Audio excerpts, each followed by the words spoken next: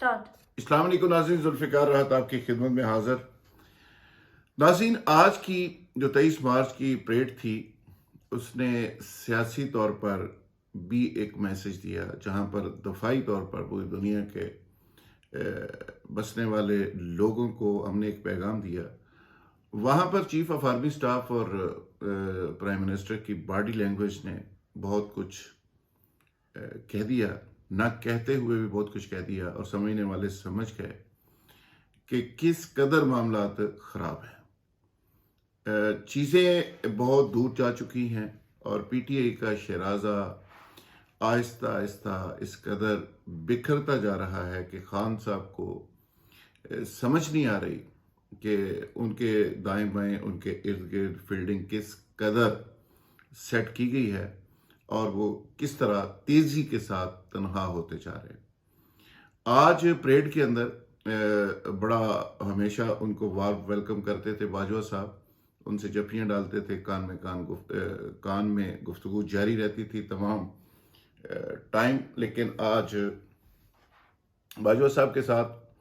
खटक साहब गपशप लगाते रहे, प्राइम मिनिस्टर साहब उनके पास नहीं गए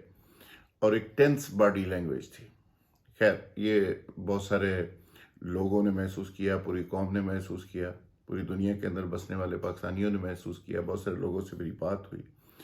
मामला यहाँ तक नहीं है, मामला इससे बहुत आगे गया। मिसाल के तौर पे बाजवा साहब या पाकिस्तान की जो स्टैब्लिशमेंट है वो न्यूट्रल के मामले से भी बहुत आगे जा चुकी है। अब मामला न्यूट्रल नहीं रहा, अब मामला ये है कि इमरान खान साहब के दाएं बाएं जो लोग थे, वो एक एक शख्स इमरान खान को मैसेज दे रहा है कि हम आपके साथ नहीं हैं। मिसाल के तौर पे अटॉर्नी जनरल ने जो टीवी के ऊपर गुफ्तगू की, उसमें उसने अपोजिशन की जो लाइन थी उसकी तस्दीक कर दी वोट के मामले में। सुप्रीम कोर्ट के अंदर जो रेट गई, वहाँ पे सुप्रीम कोर्ट के अंदर हालांकि जस्टिस मुनीर अख्तर ने बड़ी बैलेंस्ड और बड़ी मुनासिब बात की जो गवर्नमेंट के हक में जा रही थी, वहाँ पे जस्टिस फाइज ईसा साहब का ख़त आ गया चीफ जस्टिस के नाम, और वो ख़त सिर्फ फाइज ईसा साहब ने नहीं लिखा, उसके पीछे जस्टिस तारिक सरदार भी हैं, उनके पीछे जस्टिस मंसूर अली शाह भी हैं, उनके पीछे कुछ और लोग भी हैं। वो काफ़ी जजेस का एक ग्रुप है जो इस इशू के ऊपर बिल्कुल स्टैंड ले गए हैं और वो चीफ जस्टिस के को ख़त लिखने के हवाले से इकट्ठे हैं, और उनका राब्ता किधर है इसके बारे में मैं अभी कोई बात नहीं कर सकता। अच्छा, सुप्रीम कोर्ट को छोड़ दें, चीफ इलेक्शन कमिश्नर की तरफ आ जाएं, वहाँ पे भी फील्डिंग पूरी तरह से सेट है। फिर आप असम्बली में आ जाएं, असम्बली के अंदर भी सिचुएशन जो है वो लम्हा बलम्हा चेंज हो रही है और इतनी तेज़ी से चेंज हो रही है कि वहाँ पे भी फील्डिंग लगाई जा रही है पूरी तरह से। मैं एंड पे जाके बताऊंगा कि ये फील्डिंग कौन लगा रहा है, कैसे लगा रहा है और किस तरह लग रही है। फिलहाल बात कर लेते हैं कि प्राइम मिनिस्टर हाउस की आज जो मीटिंग हुई सियासी कमेटी की, उसमें भी मायूसी थी, बॉडी लैंग्वेज सारे लोगों की बड़ी डिप्रेस थी और प्राइम मिनिस्टर साहब भी बहुत ज़्यादा होपफुल नहीं थे। जिस तरह वो बड़ी होपफुल बॉडी लैंग्वेज के साथ बात करते हैं, बड़ी खुल के बात करते हैं, आज प्रिंसिपली वहाँ पे जो रिपोर्ट्स दी गई उसमें ये कहा गया कि जी कोई एमएनए वापस आने को तैयार नहीं, जितने बागी हैं, बल्कि बागियों की तादाद बढ़ती जा रही है, उसमें कुछ बुज़रा भी शामिल हो गए, और साथ साथ कहा गया कि इत्तेहादी भी हमारे साथ आने को तैयार नहीं। तो जिसके बाद प्राइम मिनिस्टर साहब ने कहा कि जी हम मामले को अवाम पे छोड़ते हैं और अल्लाह के ऊपर छोड़ते हैं और 27 के जलसे की तैयारी करें। और प्राइम मिनिस्टर साहब ने सरप्राइज अपने पास रखा हुआ है, जो बड़ा कार्ड संभाल के उन्होंने रखा हुआ है वो भी ज़ाहिर उनके अपने पास है। साथ ही परेशान है इस सारी सूरत हाल से, बल्कि परेशानी का आलम ये हो गया है कि पिछले दिनों कैबिनेट का इजलास बुलाया गया, उसमें ज़्यादातर वज़रा तशरीफ़ ही नहीं लाए। फिर दूसरी दफ़ा बुलाया गया, उसमें भी काफ़ी वज़रा मिसिंग थे। फिर तीसरी दफ़ा बुलाया गया तो 7-8 लोग थे, और फिर वहाँ पे जो बदमज़गी हुई, यानी कैबिनेट के इजलास के अंदर तू मैं तक बात चली गई,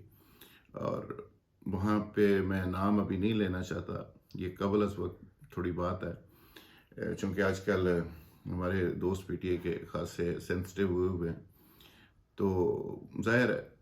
سوشل میڈیا ونگ بھی بڑا تگڑا ہے ان کا، حالانکہ میں تو صرف انفارمیشن دے رہا ہوں، اپنا تجزیہ اور اپنی خواہش تو بتا ہی نہیں رہا۔ وہاں پہ کیبنٹ میٹنگ کے اندر بھی عجیب و غریب صورتحال ہوئی، وہاں پہ اعظم خان صاحب کی بھی باقاعدہ تلخی ہوئی وزراء سے، پرائم منسٹر صاحب کے ساتھ، پھر ان کو پوسٹ آؤٹ کر دیا گیا باہر۔ اس کے پیچھے ایک پوری کہانی تھی، پورا ایک واقعہ وہاں پہ رونما ہوا۔ پھر اسٹیبلشمنٹ کے ساتھ جو ریلیشنز کی بات پہلے میں نے کی ہے، وہ اس قدر خراب ہو چکے ہیں، اور اس کو ظاہر ہے بڑی محنت سے خراب بھی کیا گیا۔ عمران خان صاحب نے بہت ساری چیزوں پہ سٹینڈ لیا، بہت سی چیزیں غیر ضروری تھی جن پہ سٹینڈ لیا، بہت سی چیزیں ایسی تھی جس پہ کمپرومائز ہو سکتا تھا، چیزیں بہتر ہو سکتی تھی، وہ نہیں کی گئی، اور معاملہ چلتے چلتے چلتے چلتے اس قدر دور چلا گیا کہ اب اپوزیشن کے لوگ جو ہیں وہ آل دا ٹائم اسٹیبلشمنٹ کے ساتھ نہ صرف رابطے میں ہیں، فضل الرحمان صاحب کو اپرچونٹی حاصل ہے، جب مرضی فون کر لیں ٹاپ لیول پہ۔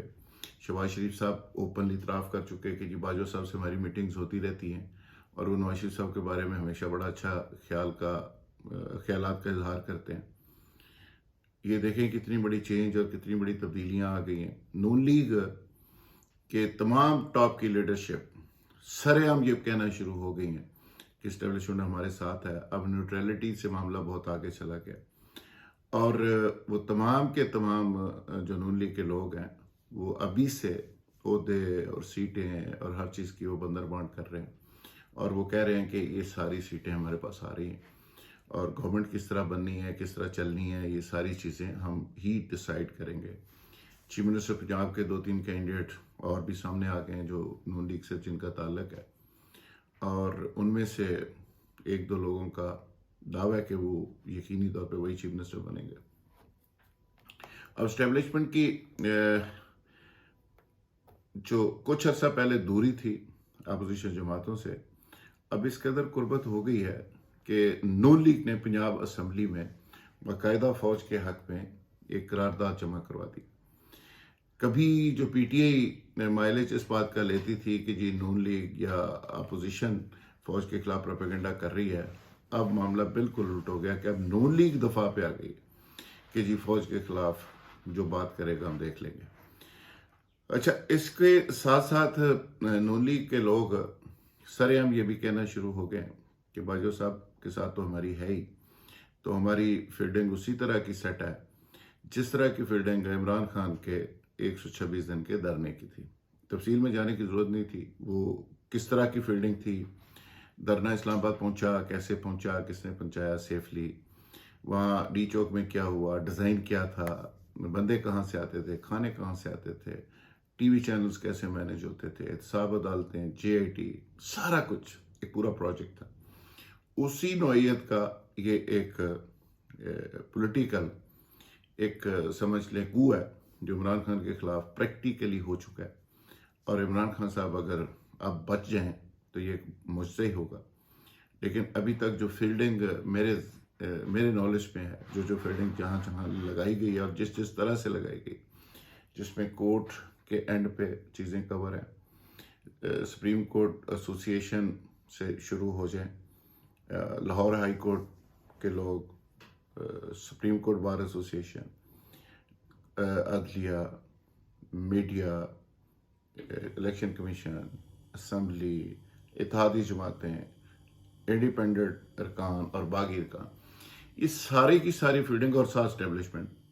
یہ ساری کی ساری فیلڈنگ کے ساتھ ساتھ دھرنا اسلام آباد میں اپوزیشن کا ہونا، اور دھرنے کے اندر عمران خان کو مختلف القابات سے نوازنے کا پلان،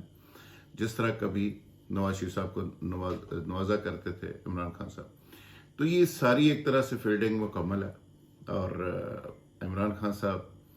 اس ساری صورتحال سے کس طرح نکلیں گے، بات بالکل سمجھ میں نہیں آ رہی۔ شیخ رشید اب بھی کہتے ہیں بہت سارے کارڈ ہیں، کارڈ کیا ہیں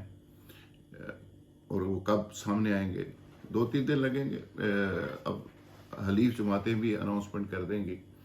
لیکن اس میں جو امپورٹنٹ بات ہے وہ یہ ہے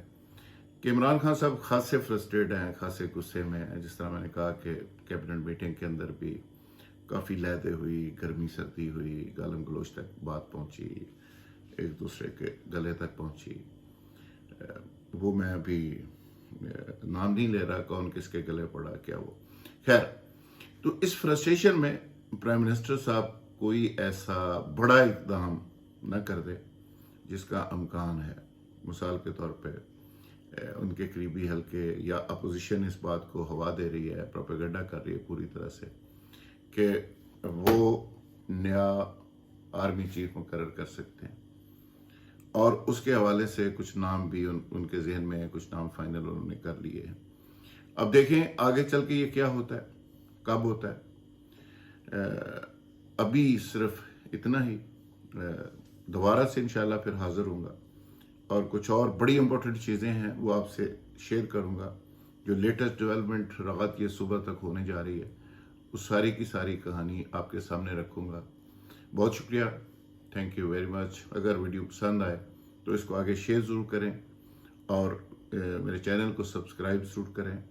और बेल आइकन को ज़रूर प्रेस करें। बहुत शुक्रिया, थैंक यू।